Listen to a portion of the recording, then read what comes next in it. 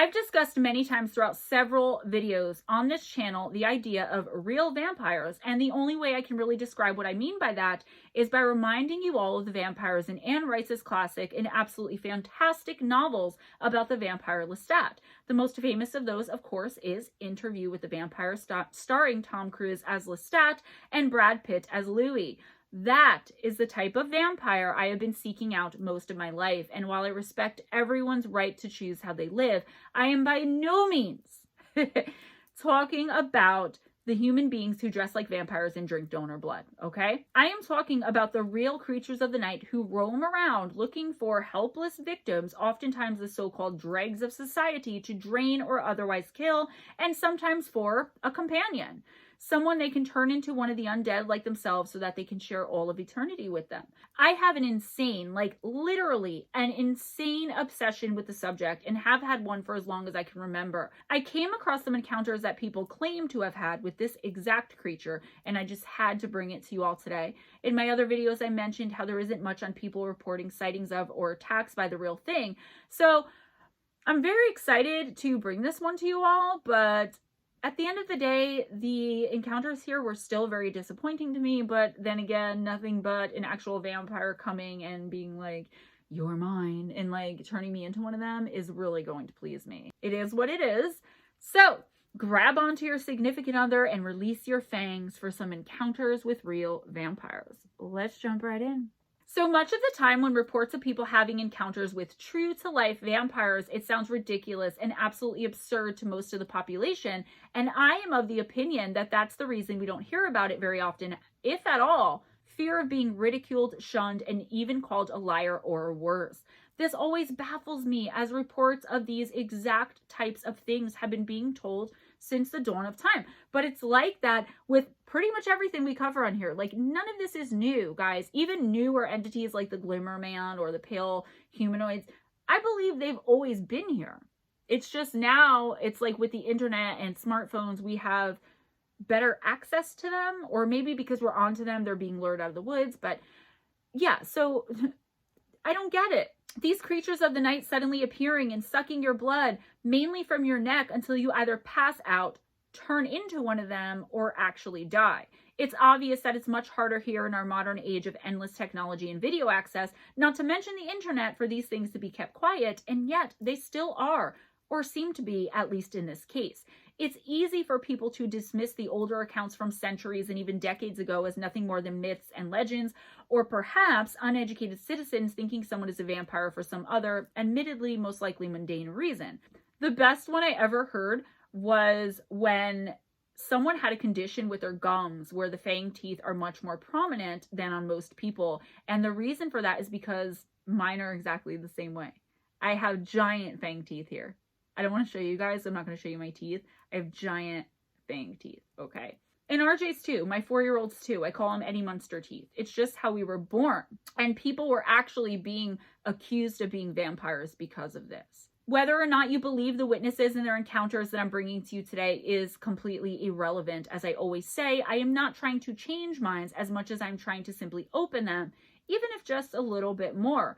Regardless of what you believe at the end of the day, or really at the end of this video, most of you will be able to admit that what I'm bringing to you today is definitely creepy, if nothing else. There are more than a few encounters from what is said to be the old country of Eastern Europe, and it seems as though, just like with the BEK and other similarly evil and unknown, possibly misunderstood entities out there, simply believing in them could be enough to bring them to you. Oh, if only I am right, vampires! Let's start with the spirits of Romanian lore, the strigoi, which are said to roam the countryside in the dead and under the cover of night and search for helpless and hapless victims on which to feed. While there are many reports in the old ancient texts from this particular part of the world, as they have a rich history with vampire sightings and attacks, there are more modern reports that have come to light as well. One witness said of their alleged encounter with the undead, quote, "Romanians believe that vampires exist. We call them strigoi. The ones who scream." That's the translation of the word. Strigoi are evil spirits that come at night to torment people by calling out their names. Strigoi are bloodthirsty, just as vampires are. They can come in human or animal form. Strigoi are completely free on St. Andrew's Night, 30th of November to be exact, our type of Halloween. My great-grandmother told my mom that she heard a strigoi calling out her name. She said that it was very important to remain silent, otherwise bad things might happen. They have the power to cause health issues to people who respond to their calling. When my mom was a child, the whole community, along with the priest, went to the cemetery to kill a strigoi. A man from the village had died. He was a sinner, or so everyone said. His family started to experience weird stuff. They would hear him calling out their names. Soon, all the members of his family fell ill. That's how they decided that their relative was a strigoi. My mother remembers that they used a wood stake to kill that creature. She remembers some of the noises that were coming from the grave. My great-grandmother was there too. She said that the man looked like he was sleeping, even though it had been 6 months since he was deceased. End quote. I know y'all are looking at my ears right now. Sorry, there's a lot of spirit around. I was just channeling. So this one, while definitely strange, really isn't all that exciting. Anything and anyone could have been calling out this person's grandmother's name and causing health issues. While that definitely is concerning, it isn't really what we're looking for when it comes to encounters with vampires. And this reminded me of the books, The Vampire Academy. I love young adult fiction, especially when it concerns vampires or anything having to do with a dystopian society. So I read all of the Vampire Academy books, plus they had like a spin-off book of like one of the girls from the Vampire Academy.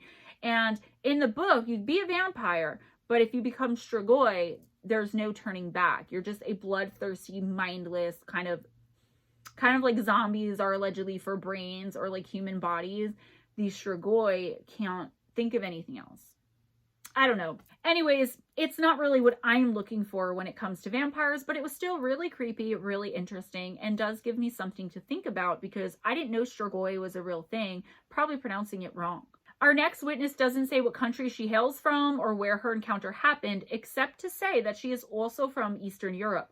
She claims to have been out at a party one night with some friends, and for whatever reason, her friends weren't available to give her a ride home at the end of the night when she was ready to leave. She was offered a ride from some random strangers, but since they had also been at the same party she was at with her friends, she gratefully accepted the ride home from them. Right as they were about to leave, the man in the group who was to be the one driving that night got called back inside of the house, and he was gone for what seemed to the witness like an incredibly long time. She finally got a bit frustrated and tired of waiting, and so she went back inside the house and asked the man if he was still planning on driving her home or what was going on. She said it got really creepy really fast. I did the best I could with translation, but that takes a lot of time, and I wanted to keep the encounters as authentic as possible, so don't mind the strange wording at points in her statement here. She said, quote, "A man that was outside walked in the house with 2 more guys, and it caught my attention. He had medium brown / darkish hair, slim with loose clothes, very common looking actually, but that wasn't the thing that caught my attention. When he entered the house, I had just had a strong feeling coming from him that I cannot describe that well. He looked at me. He had dark brown, glassy eyes. He didn't say anything, but then he started to move around, and it was like nobody was noticing him, even the 2 guys that went with him, and that's when I realized that his movements were so unnatural or weird. Like as he was going further, it seemed like he was going backwards. His arms were behind his body as he moved. The feeling I had was not fear though, like you would be scared of the unknown, like ghosts, demons, the dark, a horror movie, etc. This was a feeling I had had a few times when someone died or saw something very graphic and gore related. Kind of the same feeling, and my brain just rewired in a way like you suffered a real psychological trauma. I swear I could feel it in my brain. It was the same feeling I had when I watched someone years ago falling off the stairs with blood running from his ears. It was not fear, but like the brain rewiring itself somehow. He looked at me intensely, which seemed at that time a very long period, and I couldn't move. I now remember opening my mouth halfway and just staring back at him, eyes and mouth wide open, and fixing my vision at him, but I didn't want to make contact with his eyes. Subconsciously, I think I told myself not to look for some reason. He never spoke a word or someone else engaging him. He went straight to the door after making these rounds inside the house, and for a second, he stood under the door entrance and turned his head again to look at me. He was pale white and, in a way, evoked the same feeling in me as before. He left. I tried to gather and tell myself that there was nothing wrong at all in all of this, and left my friend's house for home. I forgot about the whole thing while outside was freezing and me walking in the snow, feeling sleepy and tired, until I saw him again near a closed travel agency building. He was ahead of me, leaning against the glass walls. He didn't seem to notice me, but I knew that that was him. I switched sides on the sidewalk and got some distance between us, and with one eye looking over in his direction, he noticed me halfway and smiled shortly. I couldn't see his face better because of the snow and distance, but I noticed his mouth was deep red, almost like it was bloody. I picked up the pace, worrying that he might follow, but he stood his ground, and shortly after, we were out of range and on my way home. I am sure now, more than ever, that this was not a human. I sensed he wasn't human from the first moment, end quote. So, is the idea here that the stranger was in fact a vampire walking through the house, seemingly unseen or at the very least unnoticed by everyone else who was there besides this one girl who later came forward with the encounter? Is that what's being alleged? Could be, but then why hadn't he done anything to her when he noticed her noticing him? Had he not been able to find anyone with the right kind of blood or who had whatever it was he was looking for? Like, it said that vampires can tell if you have like sweet blood, or like if you're an addict, like your blood's no good, or if you're like a heavy drinker, or like if you're a bad person. I don't know, guys. I have a lot of info on vampires. It's random and basic. Oh my gosh, my ears. At the end of the day, I'm sure I have absolutely no idea, but I do wonder if I were in this situation and if I weren't rendered literally speechless, what would I have done or said? What would Gemma have done or said in this situation? Because I know without a doubt my curiosity would have gotten the better of me, and I would have had to try and speak to the stranger or otherwise further investigate. However, our witness didn't do either of these things or anything else, and that's where the encounter ends. Our next one happened in Salt Lake City, Utah, in the United States. Our witness comes right out and says that he knows how insane even the idea of vampires being real sounds, and that he himself was once a non-believer until something happened that completely changed his mind. So this guy says he was in some resorts in Salt Lake City and that it, quote, was the type of place where you might encounter and or party with a rock star or an actor, end quote. Okay then, guy. He was there with one of his friends when a woman suddenly came into the room and walked directly to the bar, standing right next to this guy and his friend. He claims the woman, quote, immediately felt off, end quote, to him, and I take this to mean she was giving off some creepy or strange vibes, at least to our witness she was. He said, quote, this girl who just walked into the resort wasn't what you'd call pretty or classically beautiful, but she was very sexy, very tempting somehow.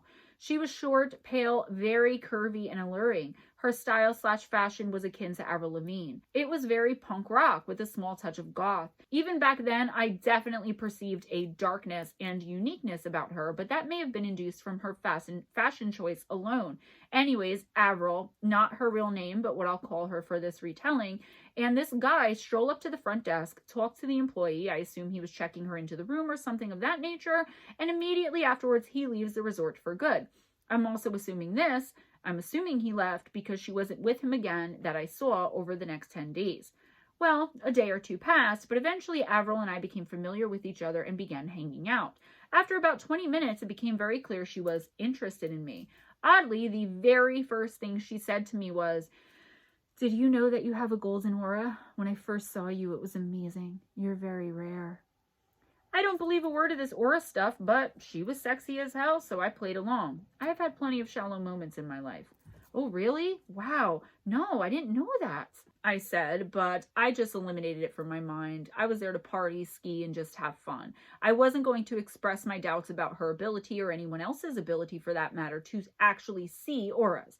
Another time when Avril and I were hanging out, we sat next to each other on a couch, but I noticed she was getting as close to me as possible without actually touching me. She's making sure I smell her hair, look into her eyes, notice her low-cut shirt, etc., etc. Even now, there's a certain power to her, and she's nothing but a memory. So I decided, F it, and I lightly rested my arm on hers and lightly pressed my leg up against hers. After all, she clearly wanted me to. I can't explain what happened next, as it's both completely ineffable and completely illogical. But after we touched, some of it skin on skin contact, some of it clothes on clothes contact, my arms and legs immediately and intensely began to heat up. It was as if someone pressed a chunk of dry ice against my body. It wasn't intense enough to yelp or scream out. The actual physical pain was only slightly uncomfortable. I should be clear about something. I am 100% positive this wasn't dopamine/endorphins or any other chemicals being released into my bloodstream via some catalyst in my brain.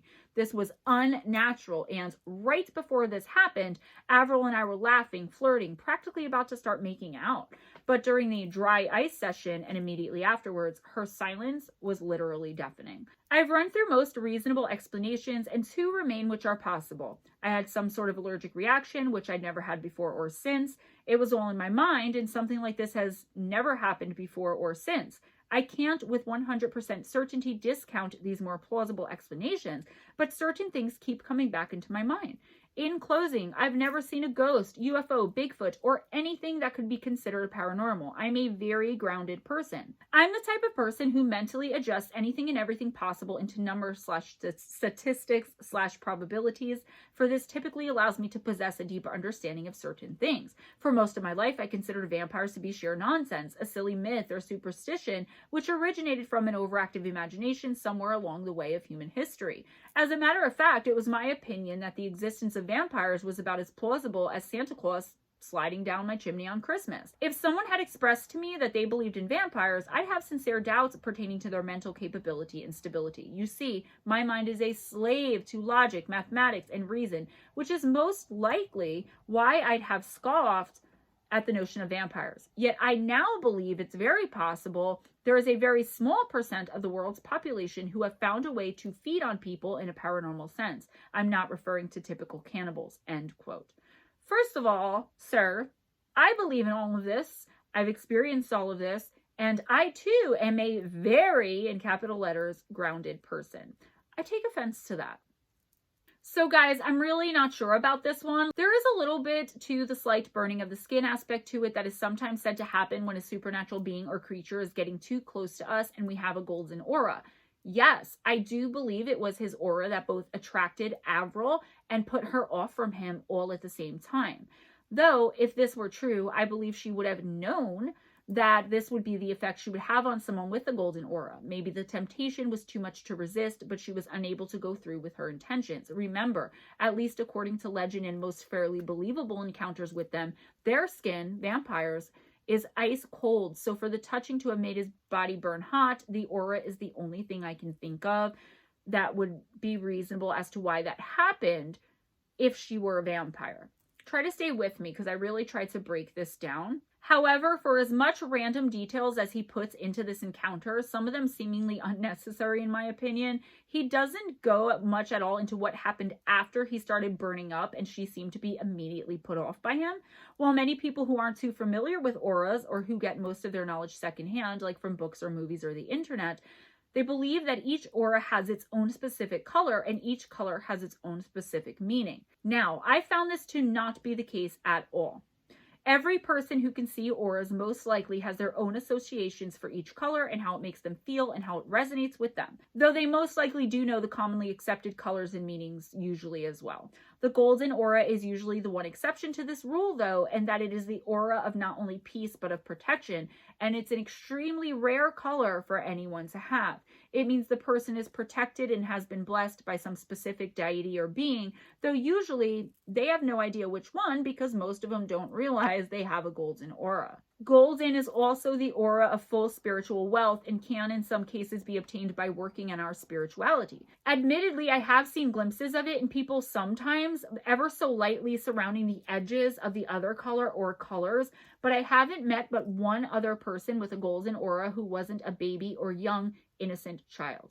Anyways, let's move on. In 2011, someone I'll call Luke for the sake of his anonymity claimed he was a political activist who participated in many demonstrations at the time the encounter or interaction with an alleged vampire took place. On the evening in question, he said that he was camped out in the downtown square of some unnamed city in some unnamed place in the United States, and that he and his fellow demonstrators remained at this camp for a full 4 months.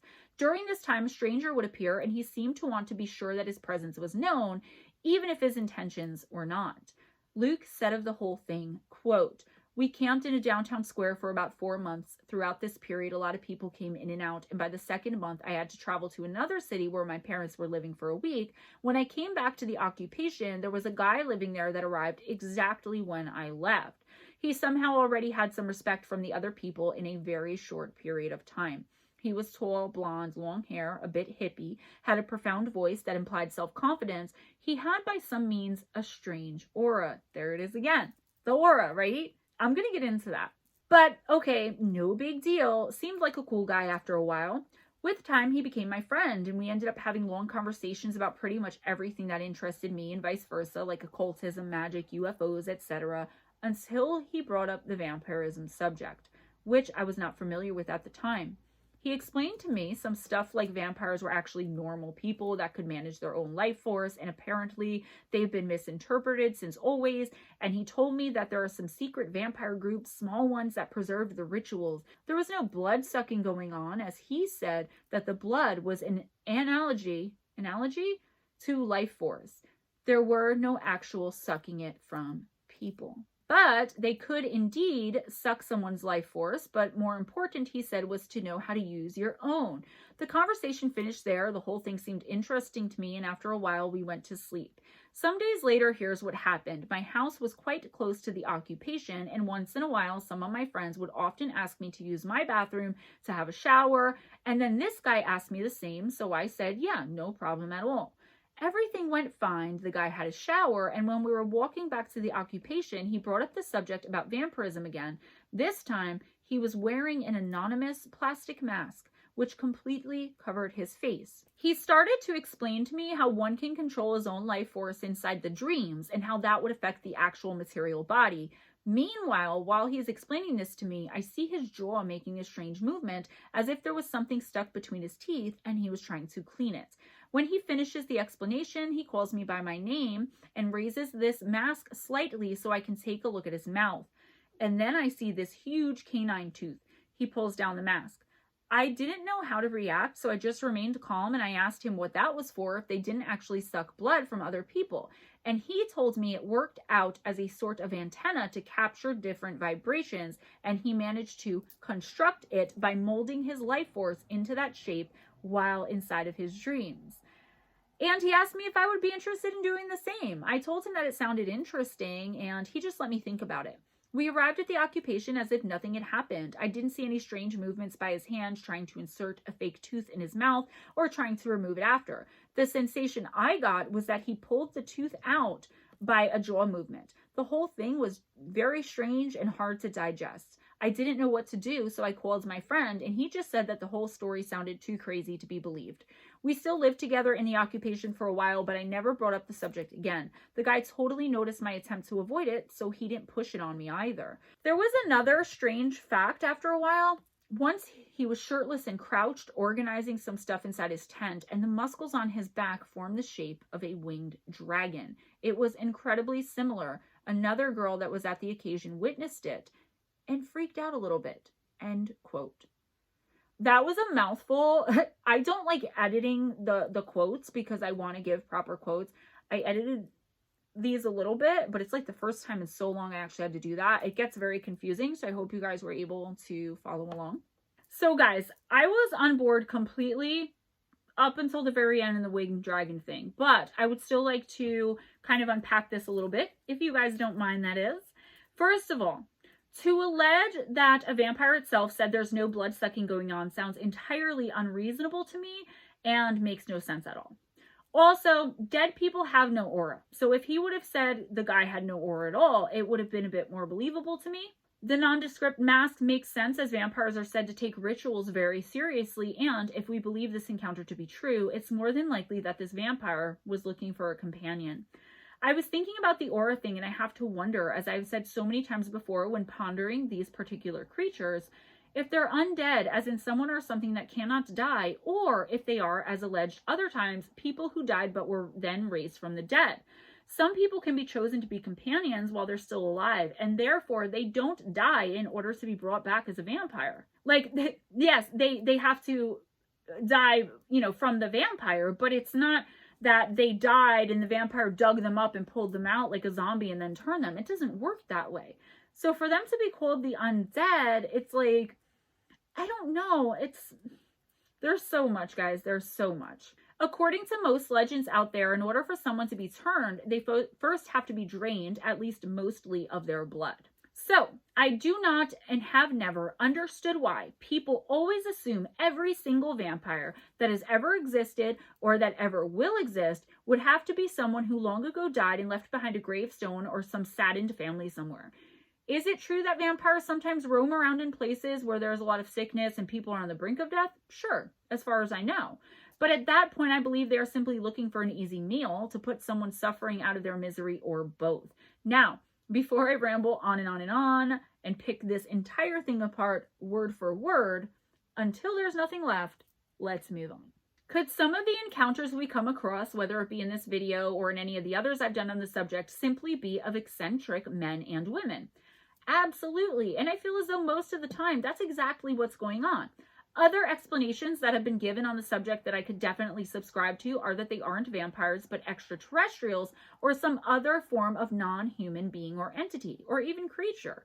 After all, everything is possible when you don't know what you're dealing with other than what you've learned only from myths and legends of them and how they allegedly work. So, our next report also comes from an unknown place in the United States, and our witness said he was living with his single mom and that she had met a man online whose name was Mike, and that before he even knew what was happening, he and his mom were moving in with him, this guy Mike. It was way too quick, at least in his opinion, but he figured if his mom was happy, then who was he to try to ruin that for her or give her a hard time? He was almost 18 anyway and figured he would be moving out and going to college soon enough. He only knew his mom's new boyfriend's first name, and that he lived, quote, in the middle of nowhere, end quote. He said the place was surrounded by very deep woods and had no neighbors anywhere near the area where the house itself stood. He said things got really creepy once he decided to get out and explore the woods and other areas local to his new home. He also said that Mike himself was also a major part of the creep factor, so I'll let him tell it. Quote, at the very end of the town, just before miles of woods, there was an abandoned church that was pretty creepy. I met a guy at school who was one grade below me, but still in the same school, and we became friends. He was the one who showed me where the abandoned church is. This is when things got weird. He told me he was a vampire, and that there were other vampires in our school, and he wanted me to be a part of their clan. Though it was more like a gang because I honestly didn't believe them, but I went along with it for fun and some adventure. At first, we didn't do much besides meet at his house, ride bikes around, or play video games. Things soon got serious when he wanted me to do something bad in order to join his vampire group, and he told me I had to smash the windows of the abandoned church. So I drove up on my bike and threw some rocks at the windows. We both drove away on our bikes to his house and we ran inside. About a week later, the most horrifying experience in my life yet happened when he wanted me to go into the woods with him, and he told me we were going to the clan meeting house. I followed him into the woods and he started running and I ran after him. I figured it was because people always say that vampires run fast. We came to a barbed wire fence that had a sign not to enter because it was private property, and without even stopping, he jumped right over it, so I did the same. The next barbed wire fence we had to crawl under, and at this point we were very, very deep in the woods until we came to an open field. There was a small pond and an old barn house. I started to see some other people there, and it was kind of crazy to think that these people just hung out there on someone's land. He took me to the barn and opened the door. And that's when I saw it. A woman with no clothes on, chained up to a support beam, and she was obviously dead as her head had been removed. When I saw the woman, I was extremely frightened and started shaking, but I had to act normal because I didn't want to give them a reason to think I was going to give them up to the cops. Not to mention, we did some illegal things together, and if I called the cops, I would have to tell them the other things that I did with them.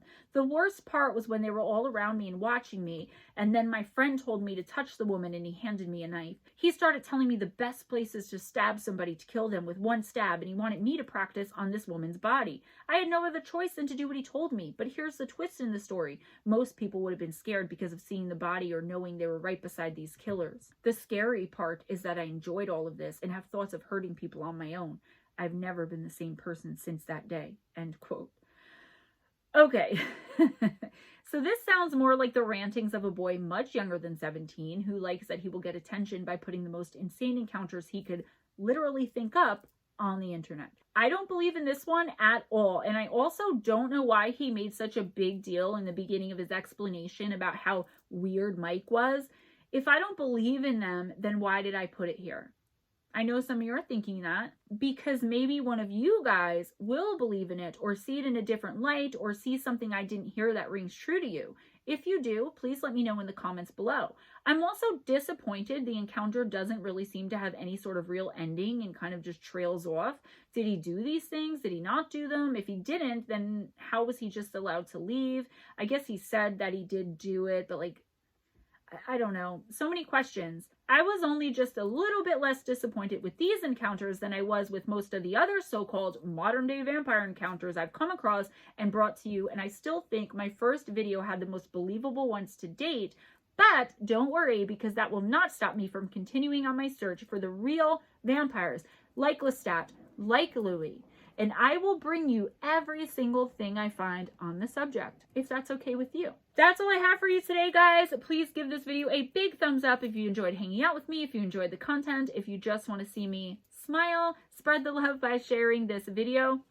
On October 26th, it's a Wednesday, I'm doing a book signing in Sussex, New Jersey. If you're in the area, want to come by and hang out, get a book signed, take some pics, have a drink, I don't know, whatever. I'm going to be doing a book signing and paranormal night. So the book signing's from 6 to 9, and then probably from 9 to closing, I'm just going to be hanging out and chilling. Ghost Dragon CW is going to be with me in person there, as well as some of my family, really good friends. So Sussex, New Jersey, if you're in the area on October 26th, please let me know. Hit me up. My email is GemmaJadeParanormal@gmail.com. In the description box, you will find a link to Amazon for the paperback and Kindle versions of both of my books, Missing the Faith Theory and Encounters with Evil, 101 Terrifying and True Stories. If you would like a signed or autographed copy and you can't make it to the book signing, then please hit me up before you make the purchase. I feel like the camera's slowly going down again. I'm so sorry, guys. I'm so sorry. Please forgive me. If you would like to make a donation to the channel, PayPal, Patreon, Cash App, Amazon wish list gift link. If you don't have the money, guys, send me a small gift. I mean, it's all good. You guys send me the most amazing and lovely gifts off of that wish list. I've been so shocked by the beautiful things that I've received, all of the incredible donations, and just your guys' friendships. I really do appreciate and love you guys very, very much. I know that I'm forgetting a lot of things right now, but be kind to each other, guys. It doesn't cost anything. Be kind to yourself and never accept anything less than others being kind to you.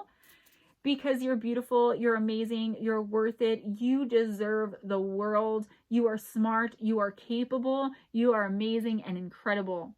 You are a bright beacon of light in the world, and if someone can't see that, that person's not for you. Always go in grace, smile at a stranger, and I'll see you guys next time. Bye!